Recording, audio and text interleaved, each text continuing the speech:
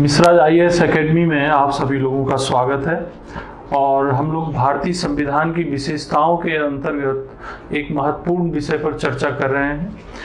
पिछली क्लास में हम लोगों ने भारतीय संविधान की विशेषताओं के अंतर्गत शुरुआत की थी और उसमें हमने आपको इंट्रोड्यूस किया था कि भारतीय संविधान की विशेषताओं को अगर हम समझ लेंगे तो भारतीय संविधान को समझने में हमको मदद मिलेगी।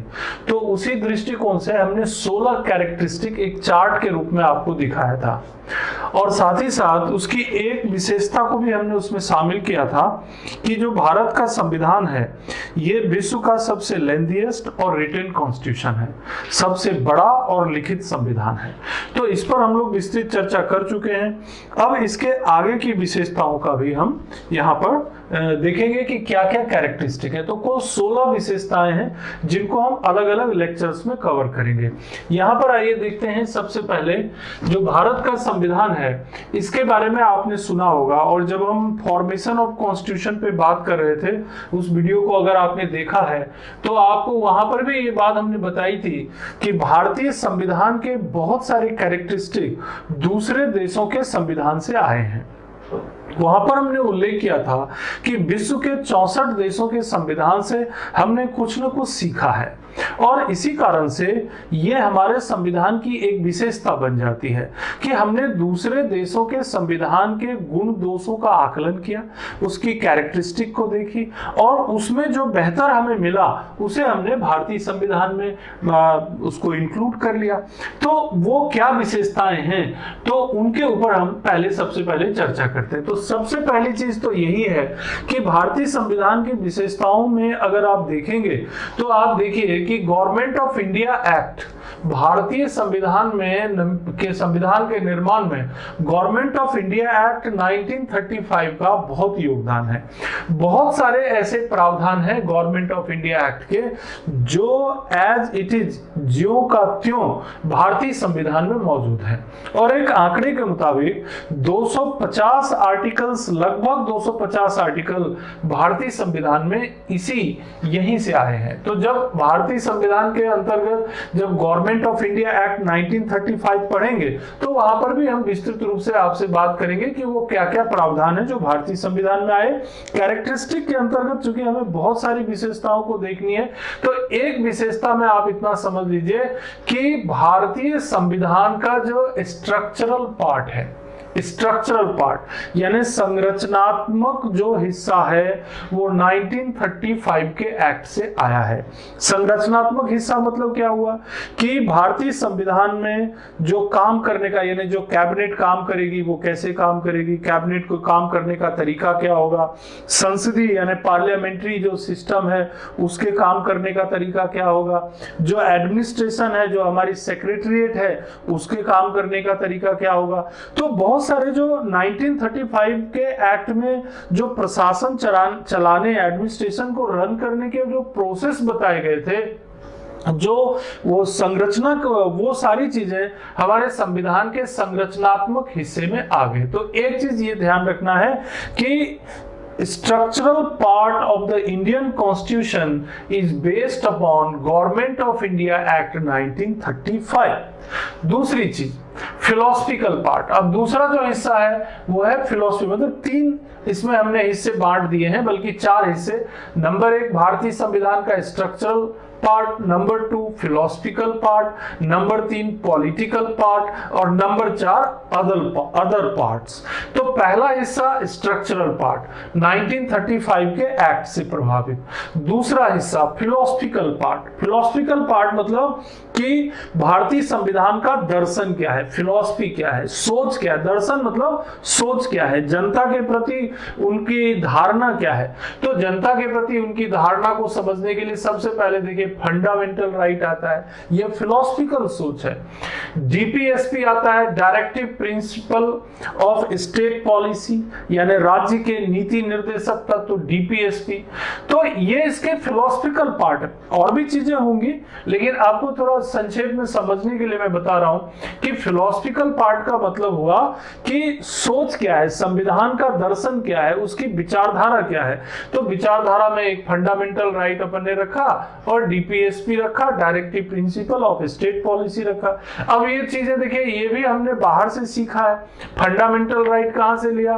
तो हमने यूएसए से लिया। डीपीएसपी कहां से लिया? तो आयरलैंड से लिया। ऐसे बहुत सारी विचारधारात्मक यानी कि जो फिलोसफिकल चीजें हैं वो हमने दूसरे देशों से लिया है। तीसरी चीज पॉलिटिकल पार्ट, यानी राजनीतिक व्यवस्था कैसे चलेगा, यानी कैबिनेट प्रणाली कैसे काम करेगी, पार्लियामेंट्री सिस्टम कैसे काम करेगा, इलेक्शन की प्रणाली कैसे होगी। इनमें से ज्यादातर चीजें, हम ये नहीं कह रहे कि सारी चीजें, लेकिन ज्यादातर चीजें जो हैं ये ब्रिटिश कॉन्स्टिट्यूशन से प्रभावित है। वैसे ब्रिटेन का जो कॉन्स्टिट्यूशन है वो अलिखित माना जाता है। ज्यादातर चीजें वहां पर ट्रेडिशन यानी कि पहले जैसा चलता था उसी आधार पर आगे वो लोग करने की कोशिश करते हैं। बहुत ज्यादा लिखित संविधान नहीं है, बल्कि हाफ रिटन कॉन्स्टिट्यूशन भी बोलते हैं उसको, कि अर्ध लिखित, यानी कि वहां का जो संविधान है उनमें से कुछ चीजें, मुख्य बातें जो है उन्होंने लिख के रखा है और कुछ बातें जो है वो ट्रेडिशन, परंपरा के आधार पर चलता है। तो ये जो कैबिनेट सिस्टम है, ये जो relation between executive and legislature है, एग्जीक्यूटिव और लेजिस्लेचर मतलब क्या हुआ? सरकार और विधायिका। सरकार मतलब हुआ एग्जीक्यूटिव यानी गवर्नमेंट, और लेजिस्लेचर मतलब हुआ जैसे संसद। तो ऐसे ब्रिटेन की संसद और वहां की जो कार्यपालिका के बीच का जो संबंध है ये हो गया पॉलिटिकल पार्ट। तो पॉलिटिकल पार्ट हमने ज्यादातर कहां से लिया है? पॉलिटिकल पार्ट हमने ब्रिटेन से लिया। फिलोसफिकल पार्ट जो है हमारा यूएसए से आया, है ना। फिलोसफिकल पार्ट में कुछ चीजें यूएसए से आया, जैसे fundamental right, directive principle of state policy Ireland से आया। इसके अलावा जो स्ट्रक्चरल पार्ट है, यानी कि हमारे देश की जो पूरी कार्य प्रणाली और उसकी संरचना है, वो हमारा 1935 के गवर्नमेंट ऑफ इंडिया एक्ट से आया। दूसरे प्रोविजंस में देखिए तो यहाँ भी आपको दिखेगा कि बहुत सी चीजें हमने दूसरे देशों से ली है। जैसे देखिए, federation with a strong centre wasting residuary power in the centre. बहुत से देशों में क्या है, जो अवशिष्ट शक्तियां है ना वो राज्यों को दी गई हैं, लेकिन कनाडा में और भारत में जो रेसिडुअरी पावर है, जो अवशिष्ट शक्तियां हैं वो सेंटर में दी गई हैं, सेंटर, केंद्र के पास। यानी जो तीनों सूचियों में जिन विषयों का उल्लेख नहीं है, तीनों सूचियां मतलब क्या हुआ? Union list, state list and concurrent list. तो और यूनियन लिस्ट जो है हमारे देश का जो है बहुत शक्तिशाली है, पावरफुल है, विषय भी ज्यादा है और ज्यादा महत्वपूर्ण विषय है। तो क्या हो जाता है, जो हमारा सेंटर है यानी जो केंद्र है, हमारा जो यूनियन है वो स्ट्रांग हो जाता है। तो कनाडा के संविधान से हमने ये चीज ले ली कि भाई हमारा जो फेडरेशन होगा, हमारा जो यूनियन होगा वो थोड़ा स्ट्रांग होगा और जो रेसिडुअरी पावर होगा वो भी सेंटर के पास मौजूद होगा। तो यहाँ पर एक जो कार्य का विभाजन यानी डिवीजन ऑफ पावर को लेकर के, शक्तियों का विभाजन को लेकर के हमने कनाडा से कुछ बातें सीखी। कंकरेंट लिस्ट, समवर्ती सूची कहां से लिया? तो ये ऑस्ट्रेलिया से लिया। यानी कि ऐसे विषय जिन पर यूनियन यानी केंद्र भी कानून बना सके और जरूरत पड़ने पर राज्य भी कानून बना सके, ऐसे विषयों को हमने ऑस्ट्रेलिया के संविधान से ले लिया। इसके अलावा suspension of fundamental right during emergency के दौरान हम फंडामेंटल राइट्स को सस्पेंड कर सकते हैं। ये बात हमने कहां से सीखी है? जर्मनी के संविधान से ले लिया। We have taken from Germany, ये जर्मनी के संविधान से ले लिया, जर्मनी के वाइमर संविधान से। इसके लिए अलग से हमने एक वीडियो है, उसको आप देख सकते हैं, जहां पर सिर्फ यही टॉपिक कवर किया हुआ है कि भारत का जो संविधान है, उस भारत के संविधान में जो स्रोत हैं यानी सोर्सेज जो हैं वो क्या क्या है। तो उन सोर्सेज को अगर आप देख लेंगे तो ये टॉपिक पूरा डिटेल में आपको मिल जाएगा। यहाँ पर चूंकि हम कैरेक्टरिस्टिक पर बात कर रहे हैं, विशेषताओं पे, तो इतना विस्तृत यहाँ नहीं जा सकते। केवल ये इंट्रोड्यूस करने के लिए, जानकारी देने के लिए कि भारतीय संविधान की बहुत सारी विशेषताएं दूसरे देशों के संविधान से आई हैं, ये जानकारी देने के लिए ही हम यहाँ पर बात कर रहे हैं। फिर देखिए, फंडामेंटल राइट तो आपने देख ही लिया, और फंडामेंटल ड्यूटीज ये मूल संविधान में नहीं था। फंडामेंटल ड्यूटी जो है ये 1976 में 1976 में 42वें संविधान 42nd कॉन्स्टिट्यूशनल अमेंडमेंट के द्वारा जो है इसमें ये शामिल किया गया, और ये यूएसएसआर के संविधान में था। जो यूएसएसआर अब टूट गया है, रूस बन गया, लेकिन यूएसएसआर के संविधान में ये था और वहां से हमने ये सीखा है। रिपब्लिक एंड लिबर्टी, रिपब्लिक, और इसके अलावा लिबर्टी, इक्वालिटी एंड फ्रैटर्निटी। देखिए ये चीज, एक तो रिपब्लिक वाला टर्म ये भी हमने लिया है फ्रांस के संविधान से, और लिबर्टी, इक्वालिटी एंड फ्रैटर्निटी यानी समानता, स्वतंत्रता और भ्रातृत्व। समानता, स्वतंत्रता और भ्रातृत्व ये बहुत ही प्रचलित शब्द था फ्रेंच रिवॉल्यूशन के दौरान। ये चीजें हमने फ्रांस के संविधान से लिया, तो ये हो गया फ्रांस से आ गया। फिर कॉन्स्टिट्यूशनल अमेंडमेंट हमने साउथ अफ्रीका के संविधान से लिया, और प्रोसीजर एस्टैब्लिश्ड बाय लॉ ये जापान के संविधान से लिया। प्रोसीजर एस्टैब्लिश्ड बाय लॉ जो है ये हमने जापान के संविधान से लिया। अब देखिए अलग अलग देशों के संविधान से हमने अलग अलग चीजों को ग्रहण किया। ये हमारे देश के संविधान की एक कैरेक्टरिस्टिक बन गई, विशेषता बन गई।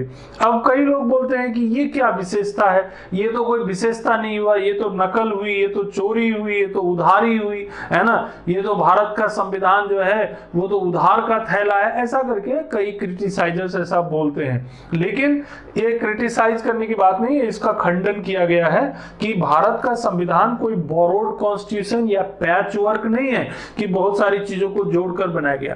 ये संविधान यानी भारत का संविधान एक ऐसा संविधान है जो दूसरे देशों की अच्छी चीजों को समझा, उसे पढ़ा और अपने देश के अनुरूप उसे बना करके उसे संविधान में लागू किया। यानी हमने ज्यों का त्यों दूसरे देशों के संविधान को ज्यों का त्यों नहीं उठाया है, हमने उसे अपनी सामाजिक, सांस्कृतिक और आर्थिक परिस्थितियों के अनुरूप बदला है और उसके बाद उसे भारतीय संविधान में शामिल किया है। तो इसीलिए एक निश्चित सुधार करने के बाद ही हमने संविधान में लागू किया। इसीलिए जो बोरोड या पैच वर्क जैसे जो क्रिटिसिज्म है इसका खंडन हो जाता है।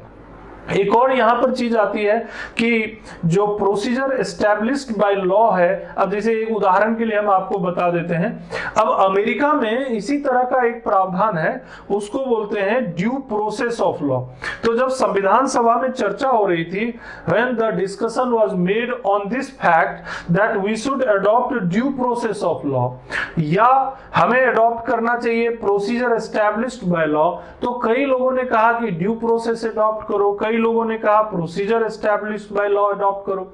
लेकिन अंतिम रूप से हमने प्रोसीजर एस्टैब्लिश्ड बाय लॉ को ही अडॉप्ट किया। ये बहुत महत्वपूर्ण है क्योंकि ये फंडामेंटल राइट के आर्टिकल 21 में इसका उल्लेख किया गया है। कि क्या उल्लेख है, तो अगर आप फंडामेंटल राइट हम लोग जब पढ़ेंगे वहां देखेंगे कि no person shall be deprived of life और liberty except procedure established by law.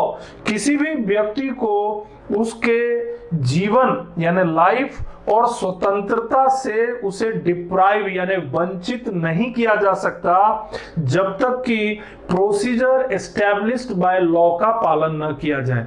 Procedure established by law का मतलब क्या होता है कि किसी भी कानून को बनाना हो यानी कि फॉर्मेशन ऑफ लॉ हो या किसी कानून को लागू करना हो तो एक निश्चित प्रक्रिया का पालन करना जरूरी है, उस स्टेप्स का पालन करना जरूरी है। यानी कि अगर संसद को कोई कानून भी बनाना है तो उस कानून को बनाने के लिए जो स्टेप दिए गए हैं कि पार्लियामेंट में, लोकसभा में पारित कैसे होगा, राज्यसभा में पारित कैसे होगा, कितने लोगों को के समर्थन से उसे आगे बढ़ाया जाएगा, संविधान के जिस भाग में संशोधन किया जा रहा है, जहां पे संशोधन किया जा रहा है वो कितना महत्वपूर्ण है, कहीं ऐसा तो नहीं वो बेसिक स्ट्रक्चर में आता हो। इन सब बातों को रख करके, ध्यान में रख करके ही प्रोसीजर एस्टैब्लिश्ड बाय लॉ को जो है फॉलो किया जाता है।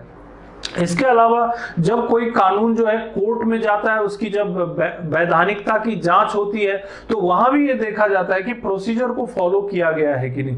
तो भारतीय संविधान में प्रोसीजर एस्टैब्लिश्ड बाय लॉ पर ज्यादा ध्यान दिया गया है, लेकिन अमेरिका में इससे कई गुना ज्यादा होता है। वहां पे कोर्ट जो होती है ना, न्यायपालिका, वो तो ये देखती है कि जो कानून बनाया गया है, जो सीनेट ने या वहां के हाउस ऑफ रिप्रेजेंटेटिव ने जो कानून बनाया है वो कानून वास्तव में जनता के हित में है कि नहीं, उसकी मूल भावना क्या है, ये सब बातों को, मतलब ऐसी चीजों को जो मूल भावना यानी कि उसकी फिलॉसफी को टच करती है, उसकी भावना को टच करती है, उसको भी वहां पर काउंट किया जाता है। तो उसको ड्यू प्रोसेस ऑफ लॉ कहते हैं, वो यूएसए में है।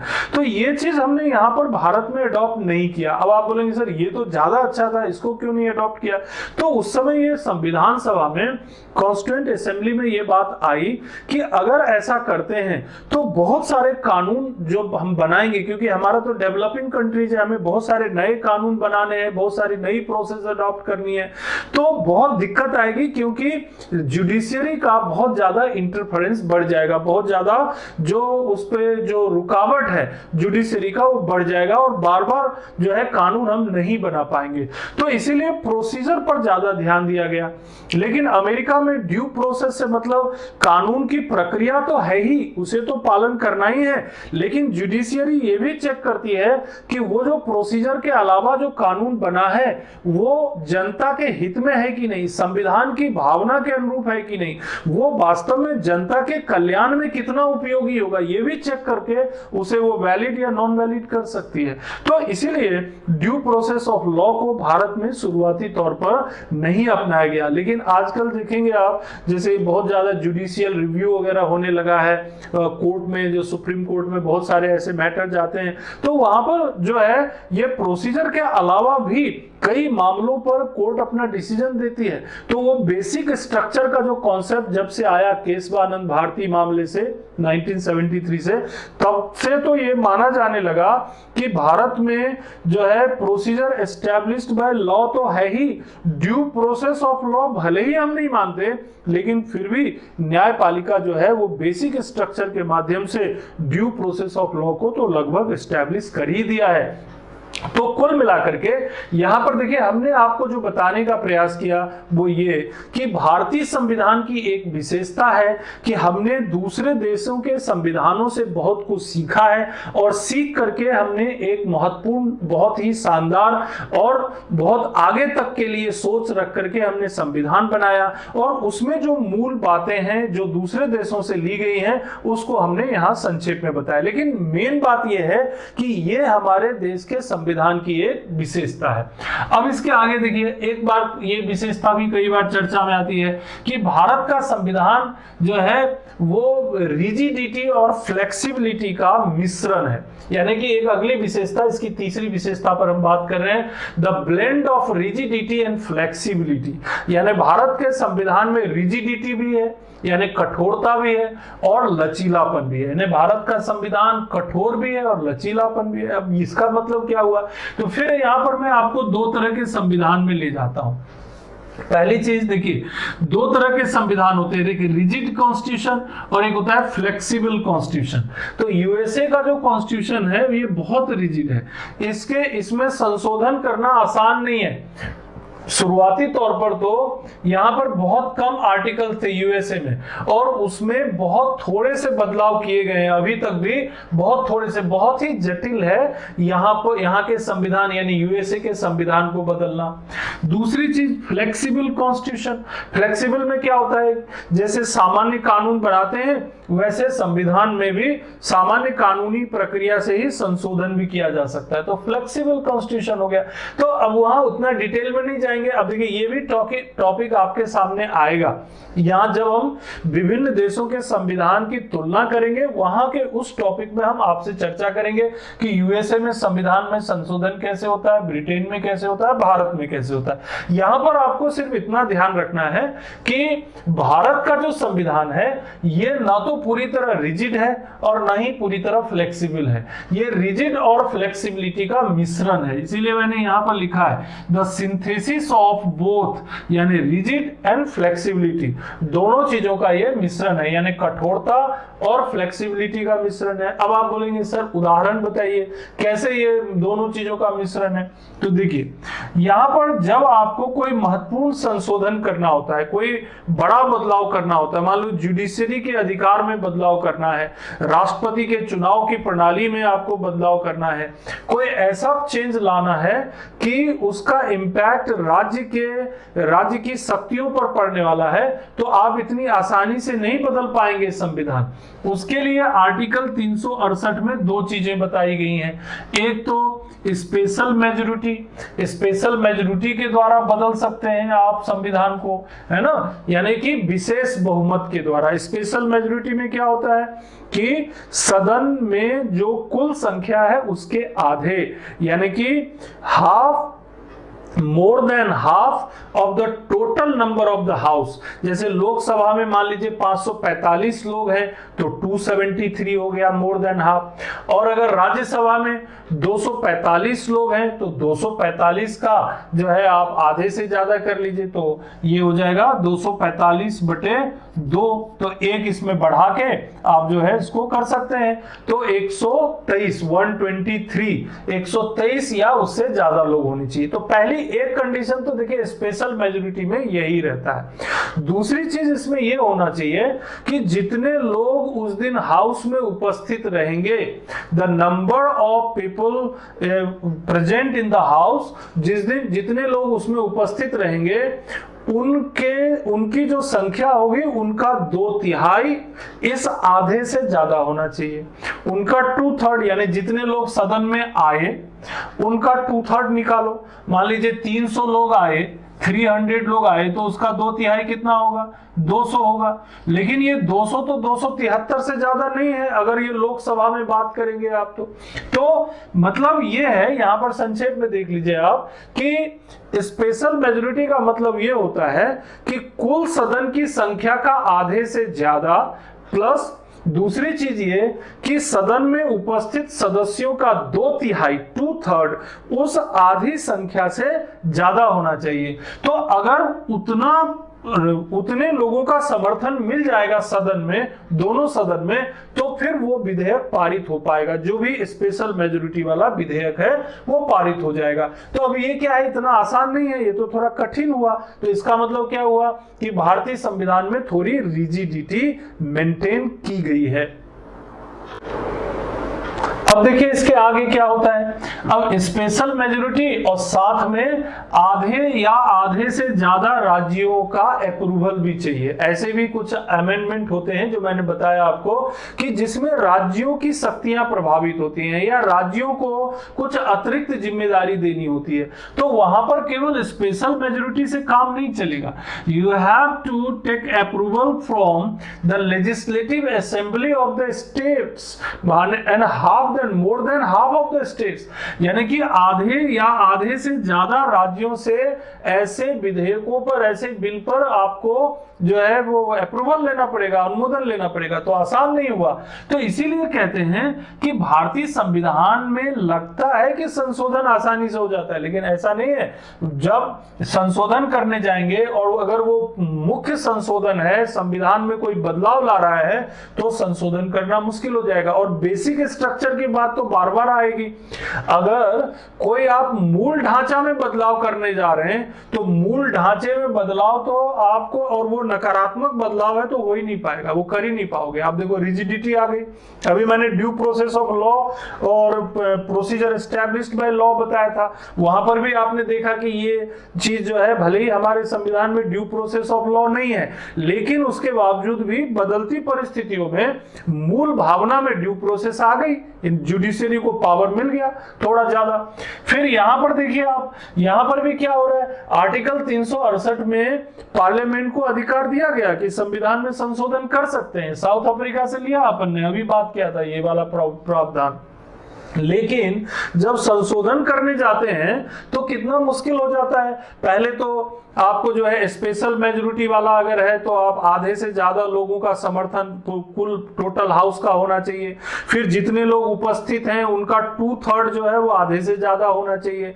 अगर मान लीजिए और ज्यादा महत्वपूर्ण कोई बिल है तो उसके अलावा राज्यों से 2/3, राज्यों के आधे से ज्यादा राज्यों के विधानसभाओं से या वहां के लेजिस्लेचर, अगर विधान परिषद है तो वो भी रहेगा, लेजिस्लेचर से अप्रूवल लेना पड़ेगा। तो आसान नहीं रह जाता है अमेंडमेंट करना, तो रिजिडिटी हो गई, लेकिन फ्लेक्सिबिलिटी भी है। फ्लेक्सिबिलिटी कैसे?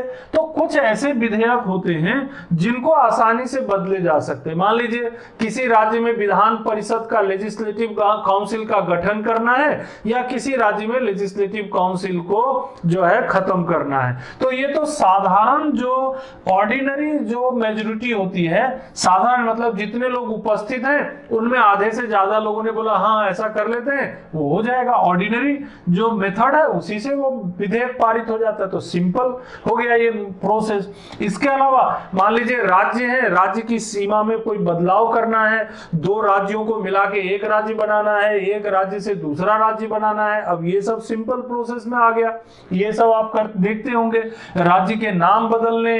अब इनके लिए कोई स्पेशल आर्टिकल 368 के उपयोग करने की जरूरत नहीं है। जो आर्टिकल वहां पर है राज्यों के निर्माण से संबंधित, उन्हीं आर्टिकल का उपयोग करके अमेंडमेंट किया जा सकता है। तो इनको वैसे ये जो होते हैं ना सिंपल मेजॉरिटी वाले, इनको संविधान संशोधन माना भी नहीं जाता। ये आर्टिकल 368 के तहत ये कॉन्स्टिट्यूशनल अमेंडमेंट माने भी नहीं जाते। तो संविधान संशोधन वाला टॉपिक जब आएगा वहां पर डिटेल में इसको पढ़ा जाएगा। लेकिन यहां पर हमने देखिए कैरेक्टरिस्टिक के अंदर ही आपके दिमाग में एक कॉन्सेप्ट डेवलप कर दिया कि ये भी हमें पता होना चाहिए। तो एक इंटरेस्ट पैदा हो गया कि यार हाँ, कॉन्स्टिट्यूशन के कैरेक्टरिस्टिक में हमारी इतनी अच्छी कैरेक्टरिस्टिक है, इतनी सारी विशेषताएं, तो हमें संविधान को जानना चाहिए।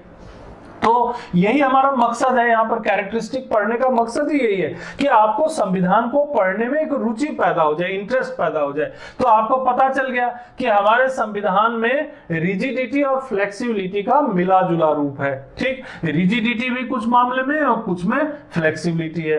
अब एक और कैरेक्टरिस्टिक पर चलते हैं। ये कैरेक्टरिस्टिक जो है इसको कहते हैं फेडरल सिस्टम विथ यूनिटरी बायस। ये भी बड़ा टॉपिक है, आगे आपको बहुत काम आएगा मेंस में भी। जब आप सेंटर स्टेट रिलेशन पढ़ेंगे तो वहां आपको जरूरत पड़ती है, और कई बार तो डायरेक्ट क्वेश्चन ही आ जाता है। डायरेक्ट क्वेश्चन आ जाता है, what are the federal characteristic या union federal characteristic of Indian constitution, what are the unitary characteristic of Indian constitution, ऐसे क्वेश्चन बन जाता है। तो देखिए थोड़ा आप समझ के चलेंगे तो अभी तो ये इंट्रोड्यूस हो रहा है, आगे डिटेल में पढ़ेंगे तो चीजें एकदम याद भी हो जाएगी और समझ भी और अच्छी तरह विकसित हो जाएगी। तो फीचर्स ऑफ फेडरेशन, यानी कि हमारे संविधान की वो कौन सी विशेषता है जो इसे फेडरेशन बोलता है, यानी कि संघ, यानी कि फेडरेशन। संघ मतलब क्या होता है? संघ मतलब होता है जिसमें यूनियन और स्टेट जो दोनों होते हैं, दोनों के बीच कार्य और शक्तियों का बंटवारा होता है। The power is divided between union and state, that is called federation. तो फेडरेशन जो है ये कैसे बनता है? तो देखिए इसलिए बनता है क्योंकि दो गवर्नमेंट होते हैं, सेंटर के अलग और राज्य के अलग, तो टू गवर्नमेंट हो गए, तो इसलिए फेडरेशन होता है। डिवीजन ऑफ पावर्स, अब दूसरी विशेषता देखिए, डिवीजन ऑफ पावर, सेंटर के पावर अलग है, राज्य के पावर अलग है ना, होते हैं ना पावर, क्योंकि यूनियन लिस्ट पे कानून कौन बना सकता है? यूनियन बना सकता है, पार्लियामेंट बना सकता है, केंद्र बना सकता है, और यूनियन लिस्ट के विषयों पर प्रशासन यानी एडमिनिस्ट्रेशन करने का अधिकार किसका होता है? केंद्र का होता है। और राज्य सूची के विषय पर कानून कौन बना सकता है? तो लेजिस्लेटिव असेंबली या लेजिस्लेचर, विधानमंडल बना सकता है। और राज्य सूची के विषयों पर प्रशासन एडमिनिस्ट्रेशन करने का अधिकार किसका होता है? तो राज्य का होता है। तो डिवीजन ऑफ पावर हो गया, है ना, शक्तियां जो है बटी हुई है। रिटन कॉन्स्टिट्यूशन, हर चीज लिखा हुआ है, राज्य के लिए अधिकार लिखे हुए हैं, केंद्र के अधिकार लिखे हुए हैं। ये किस संदर्भ में बात कर रहे हैं? फेडरल। भारत का संविधान एक संघात्मक संविधान की विशेषता लिए हुआ है। तो क्यों लिया है? इसलिए क्योंकि दो तरह के गवर्नमेंट है, इसलिए क्योंकि पावर बटे हुए हैं, इसलिए क्योंकि रिटन कॉन्स्टिट्यूशन है और हर चीज लिखा हुआ है कि राज्य के पावर ये हैं, केंद्र के पावर ये होंगे। सुप्रीमेसी ऑफ कॉन्स्टिट्यूशन, और अल्टीमेटली जब कोई विवाद हो जाता है केंद्र और राज्य के बीच, तो सुप्रीम पावर कौन होता है? कॉन्स्टिट्यूशन होता है, किसी और से पूछने की जरूरत नहीं है, कॉन्स्टिट्यूशन जो बता रहा है वही सही होगा। ये भी फेडरल कैरेक्टरिस्टिक है। रिजिडिटी ऑफ कॉन्स्टिट्यूशन, और कॉन्स्टिट्यूशन को आसानी से बदल नहीं सकते, कुछ भी ऐसा नहीं कर सकते आप। ऊपर मैंने बताया कई ऐसे प्रावधान हैं जिनको राज्यों के लेजिस्लेचर से भी हमको अप्रूवल लेना पड़ता है। तो इसीलिए हमारा जो संविधान है वो रिजिड, एक कठोर संविधान भी है, और इंडिपेंडेंट जुडिशियरी भी हमारे पास है। जुडिशियरी ना तो केंद्र का है ना ही राज्य का है, इंडिपेंडेंट ढांचा है उसका। जो हमारी जुडिशियरी का जो ढांचा है वो कैसा ढांचा है, एकदम इंडिपेंडेंट है। Supreme court, high court, district court and subordinate court, तो सबको जो है इंडिपेंडेंटली काम करते हैं। उन्हें ना तो राज्य से मतलब होता है ना केंद्र से मतलब होता है। उनको मतलब होता है कि चाहे केंद्र कोई काम करे या राज्य कोई काम करे, they all should work according to the constitution. वो चाहे संसद कानून बनाए या राज्य लेजिस्लेचर कानून बनाए, the law should be according to the constitution, और स्वतंत्रता पूर्वक इंडिपेंडेंटली वो अपना काम करते हैं जुडिशरी। तो इसलिए ये फेडरल कैरेक्टरिस्टिक में आता है। इसके अलावा देखिए बाइकैमरलिज्म है ना, दो सदन है, एक लोकसभा जैसे सेंटर में देखेंगे, एक राज्यसभा है और लोकसभा है। राज्यसभा क्या है, अपर हाउस, और लोकसभा क्या है, लोअर हाउस। और राज्यसभा में लोग कहां से चुन के जाते हैं, विधानसभा से ही तो चुन के जाते हैं। तो हो गई ना बाइकैमरलिज्म। तो ये जो कैरेक्टरिस्टिक मैंने आपको बताया, ये सारे कैरेक्टरिस्टिक हैं फेडरल सिस्टम के, यानी कि फेडरल सिस्टम यानी कि जो संघात्मक विशेषता में ये कैरेक्टरिस्टिक आती है। लेकिन भारत के संविधान में केवल संघात्मक विशेषताएं ही नहीं है, इनके अलावा कुछ विशेषताएं हैं जो यूनिटरी कैरेक्टरिस्टिक के अंतर्गत आते हैं। यूनिटरी में क्या क्या आएगा, तो स्ट्रॉन्ग सेंटर, केंद्र। अब मैंने बताया था कि ठीक है कार्य का विभाजन है, शक्तियों का विभाजन है, विषयों का विभाजन है, यूनियन लिस्ट भी है और स्टेट लिस्ट भी है और कंकरेंट लिस्ट भी है। लेकिन यूनियन लिस्ट के विषय महत्वपूर्ण है, विदेश संबंधों से संबंधित, वित्त से संबंधित, बजट से संबंधित, ऐसे बहुत सारे ऐसे प्रावधान हैं जो केवल यूनियन लिस्ट में पाए जाते हैं। और इस कारण से क्या हो जाता है, और उनके विषय नंबर ऑफ जो सब्जेक्ट हैं वो भी बहुत ज्यादा है। उनके यूनिटरी फीचर्स में क्या है, जो नंबर ऑफ स्ट्रॉन्ग सेंटर यानी कि केंद्र के पास ज्यादा शक्तियां आ जाती हैं, ज्यादा उनके पास विषय हैं, ज्यादा महत्वपूर्ण विषय हैं, उन पर कानून बनाने की शक्तियां भी ज्यादा है। अब कंकरेंट लिस्ट में क्या होता है, समवर्ती सूची में मान लीजिए कोई कानून राज्य ने भी बनाया किसी विषय पर और सेंटर ने भी बनाया, तो अगर कॉन्ट्राडिक्टरी अगर कोई कानून है तो उस पर केंद्र का कानून ही माना जाएगा। तो यहां पर क्या हो जाता है, यूनिटरी कैरेक्टरिस्टिक डेवलप हो जाती है, यानी कि है फेडरल कैरेक्टरिस्टिक, लेकिन फेडरल में भी कई जगहों पर क्या हो गया, यूनिटरी कैरेक्टरिस्टिक हो गई। और देखिए आप सिंगल कॉन्स्टिट्यूशन है, एक ही कॉन्स्टिट्यूशन है। ऐसा नहीं कि राज्य के लिए अलग संविधान और केंद्र के लिए अलग संविधान, केंद्र और राज्य के लिए एक ही संविधान काम करता है। यूएसए की तरह नहीं कि हर एक राज्य का अलग संविधान है, उनके हिसाब से भी नागरिकों को कुछ पावर्स मिल जाते हैं, और यूनियन यानी पूरे अमेरिका के का एक अलग संविधान है, उसके हिसाब से पावर मिलते हैं। भारत में ऐसा नहीं होता, एक ही संविधान है, सिंगल कॉन्स्टिट्यूशन है, सेंटर के लिए भी और स्टेट के लिए भी। सिंगल सिटीजनशिप, एक ही नागरिकता है, अमेरिका जैसी दोहरी नागरिकता नहीं है यहाँ पे।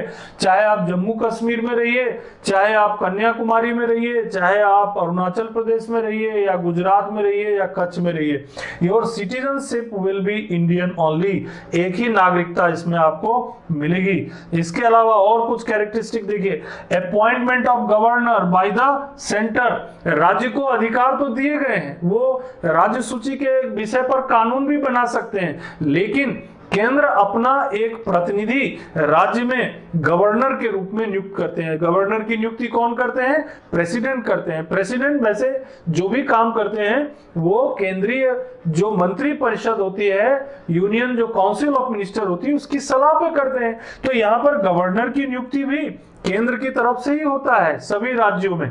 और इस कारण से क्या मान सकते हैं, कहने के लिए कि भाई हमने राज्यों को बहुत सारे पावर दिए हैं, उनको काम करने की स्वतंत्रता दी है, राज्य सूची का विषय भी अलग बना दिया, लेकिन अगर राज्य सूची के विषय पर कोई कानून बनाया जा रहा है और गवर्नर को ये लगता है कि ये हमारे देश के संविधान के अनुरूप नहीं है, उसे वो रिजर्व करके रख सकते हैं अपने पास। आर्टिकल 200, आर्टिकल 201 में इनकी चर्चा की गई है, डिटेल में पढ़ेंगे जब गवर्नर के टॉपिक पर जाएंगे। तो देखिए, अब देखिए गवर्नर क्या हो गया, राज्य के संवैधानिक प्रमुख हो गए। राज्य अपने आप में उनको फेडरल पावर दिया गया था, उनको काफी सारी शक्तियां दी गई, राज्य सूची का विषय दिया गया, उनको अपने हिसाब से शासन चलाने का अधिकार दिया गया, लेकिन राज्य का संवैधानिक प्रमुख किसे बना दिया गया, गवर्नर को बना दिया गया। और गवर्नर की नियुक्ति कहां से होती है, तो यूनियन यानी राष्ट्रपति यानी कि केंद्र के द्वारा होती है। तो इस तरह से फिर से ये यूनिटरी फीचर डेवलप हो गया। और क्या चीज होता है, all India service. All India service भी हमारी एक विशेषता है। भारत में ऑल इंडिया सर्विस क्या होता है, इनकी नियुक्ति तो केंद्र के द्वारा होती है, भारत सरकार द्वारा होती है ना। Indian administrative service, Indian police service और Indian forest service. Foreign service नहीं, फॉरेन सर्विस केंद्रीय सेवा है। Indian administrative service, Indian police service और इंडियन फॉरेस्ट सर्विस, ये जो तीनों सेवाएं हैं ये ऑल इंडिया सर्विस कहलाती हैं। इनकी नियुक्ति होती है केंद्र के द्वारा, ये काम करते हैं राज्यों में।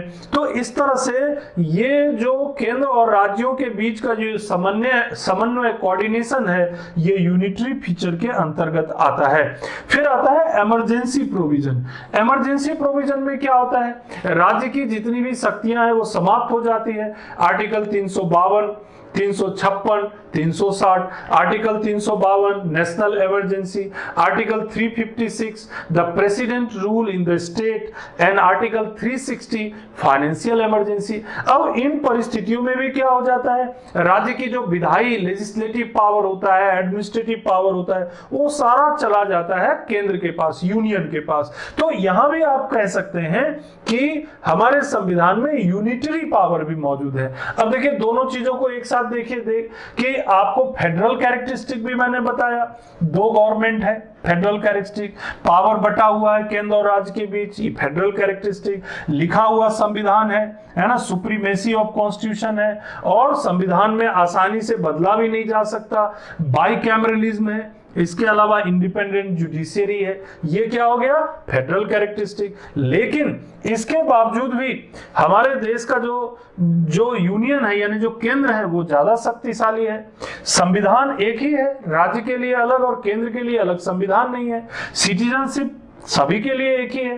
अपॉइंटमेंट ऑफ गवर्नर, राज्य का जो संवैधानिक प्रमुख है वो गवर्नर है, उनकी नियुक्ति केंद्र के द्वारा होती है यानी राष्ट्रपति द्वारा होती है। एंड ऑल इंडिया सर्विस और इमरजेंसी प्रोविजन यानी ऑल इंडिया सर्विस की नियुक्ति भी जो है राष्ट्रपति के द्वारा ही की जाती है राज्यों में। और इमरजेंसी प्रोविजन ये जो है आपातकाल के दौरान भी राज्य की शक्तियां जो है वो कम हो जाती हैं या समाप्त हो जाती है। तो ये क्या हो गया, यूनिटरी। तो दोनों का मिला जुला रूप हो गया हमारा संविधान। अब ये देखिए आपको और भी कुछ चीजें यहां पर मिल जाएगा। अब यहां पर ये जो है, the term federation is nowhere in constitution. Article 1 describe India as a union of states. अब देखिए इसी बात को यहां पर एक अलग तरीके से बताया, फेडरेशन शब्द संविधान में कहीं भी उल्लेख किया नहीं गया है। तो फिर भी फेडरेशन कैसे, जब कहीं संविधान में फेडरेशन शब्द नहीं लिखा हुआ है तो फेडरेशन की बात क्यों हो रही है? इसलिए हो रही है कि एक आर्टिकल है आर्टिकल 1 और आर्टिकल 1 में सीधा सीधा लिखा हुआ है इसमें कि India as a union of states. India क्या है, राज्यों का संघ है। India as a union of states है, राज्यों का संघ है।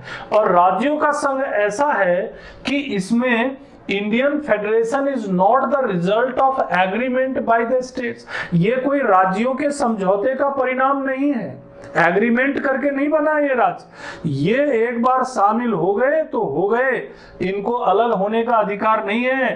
No state has the right to secede from the federation.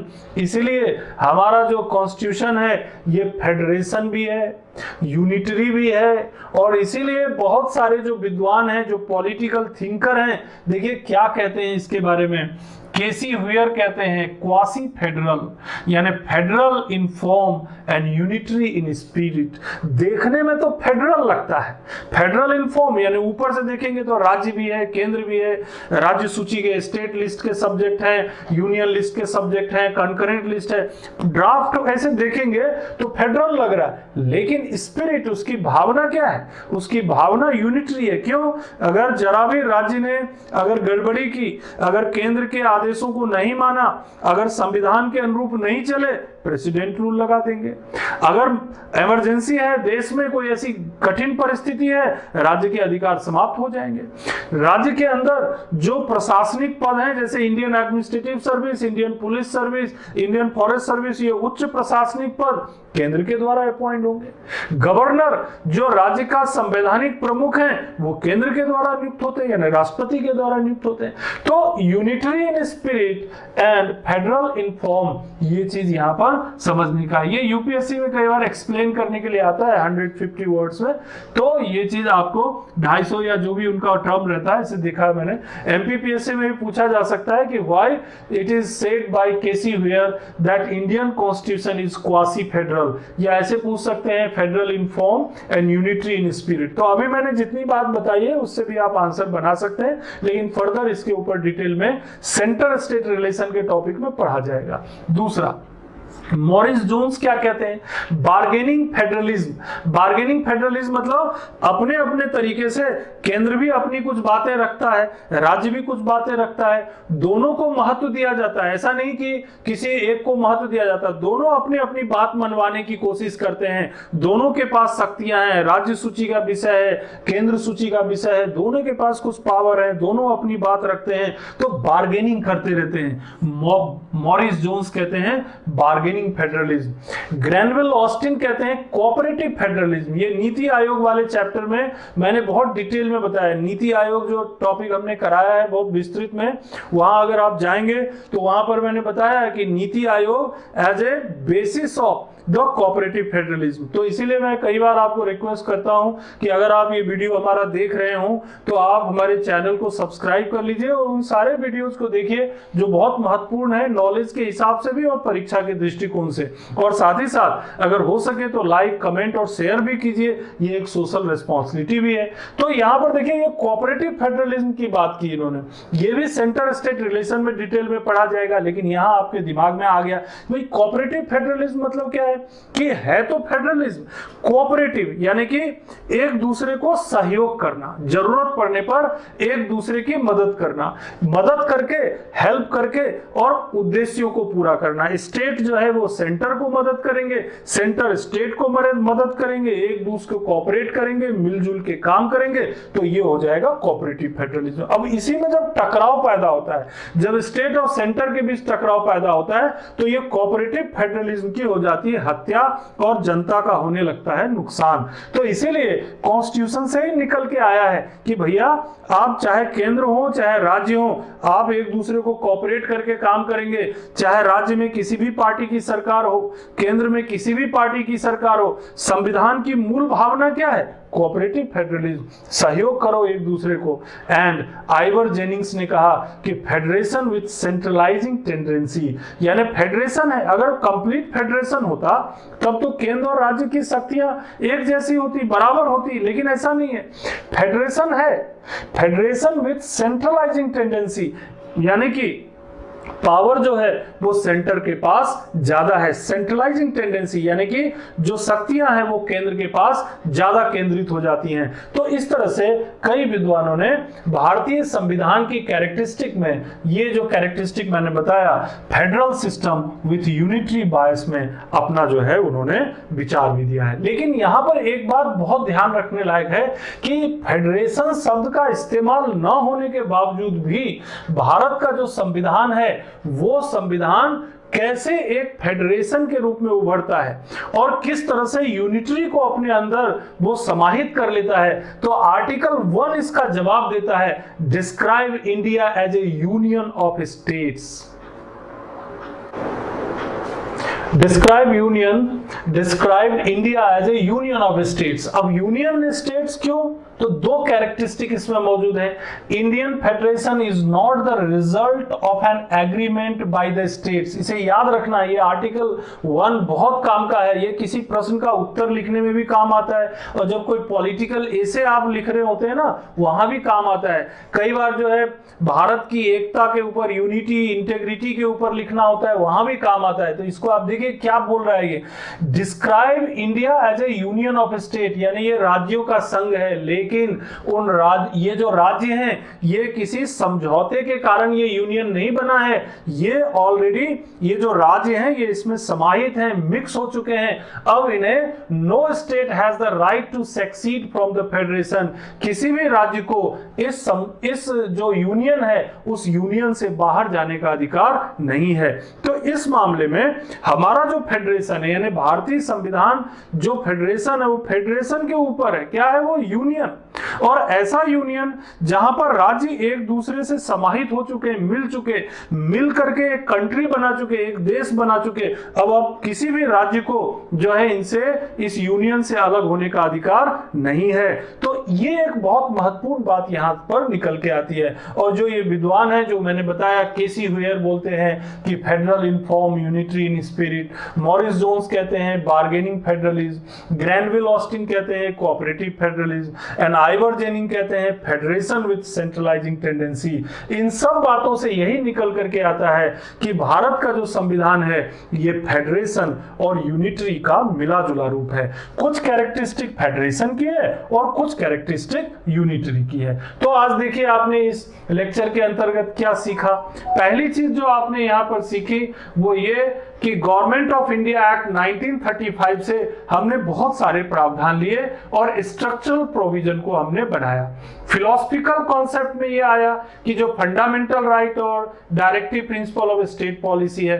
Political part जो है हमने ज्यादातर ब्रिटिश जो प्रणाली थी वहां से लिया, और बाकी बहुत सारे प्रावधान हमने अलग अलग देशों से सीखा और उनके आधार पर अपने देश के अनुरूप उसे परिवर्तित करके और अपना लिया।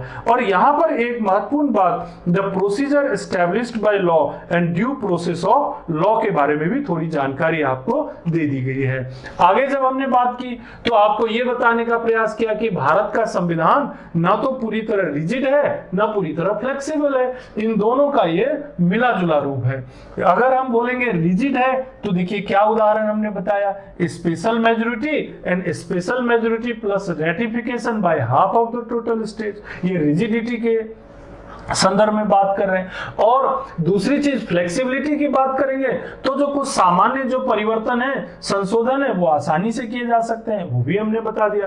फिर आपको ये बताया महत्वपूर्ण बात कि फेडरेशन, हमारा जो देश, हमारा जो संविधान है, इसमें फेडरल कैरेक्टरिस्टिक भी है और यूनिटरी कैरेक्टरिस्टिक है। तो ये याद रखना पड़ेगा आपको कि फेडरल कैरेक्टरिस्टिक के अंतर्गत कौन कौन सी विशेषता आती है और यूनिटरी के अंतर्गत कौन कौन सी विशेषता आती है। और फिर लास्ट में आपको आर्टिकल 1 के संदर्भ में मैंने आपको बताया कि भारत के संविधान में भले ही कहीं पर फेडरेशन शब्द का उल्लेख न किया गया हो, लेकिन यूनियन ऑफ स्टेट्स के माध्यम से यह प्रमाणित हो जाता है कि भारत के जो राज्य हैं वो किसी समझौते के परिणाम नहीं है और किसी भी राज्य को हमसे अलग होने का अधिकार भी नहीं है। तो इस तरह से भारत का संविधान जो है वो फेडरेशन और यूनिटरी का मिला जुला रूप है। और वही चीज जो सबसे अच्छी बात मुझे ये लगी केसी हुयर की कि फेडरल इन फॉर्म, यानी दिखाई तो पड़ता है ये फेडरल, लेकिन इसकी जो मूल भावना है वो यूनिटरी की है। तो ये चीज मुझे बहुत अच्छी लगी ये केसी हुयर की। तो कभी कभी ये स्टेटमेंट जो है आता भी है, तो आप इस भावना को, इस फीलिंग को समझिए कि कैसे भले ही दिखाई पड़ता हो केंद्र और राज्य के अलग अलग, लेकिन जो इसकी फीलिंग है, जो सोच है, वो यूनिटी की है, इंटेग्रिटी की है और सबको मिलजुल करके एक राष्ट्र के रूप में एस्टैब्लिश करने की है। तो इन 3 विशेषताओं से हमें ये बातें सीखने को मिलती है। अगले लेक्चर में हम इसकी बाकी की विशेषताओं पर आपसे चर्चा करेंगे। धन्यवाद।